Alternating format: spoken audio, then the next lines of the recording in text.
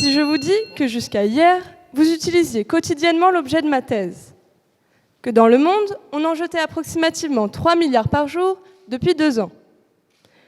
Et si je vous dis maintenant que mon objet faisait déjà partie de la panoplie des soignants bien avant la crise sanitaire.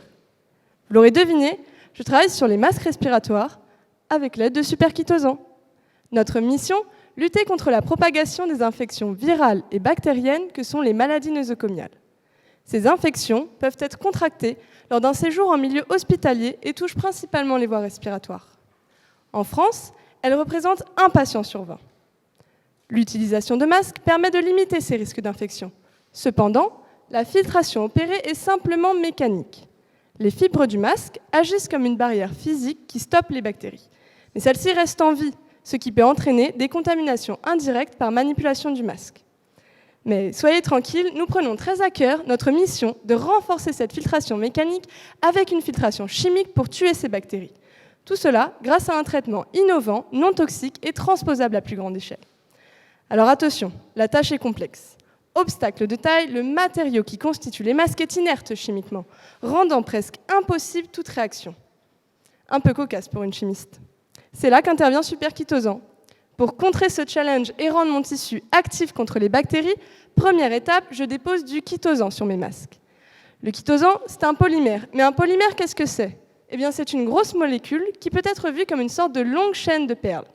En tant que polymériste, je peux jouer sur ces perles, leur nombre et leur forme pour moduler leurs propriétés.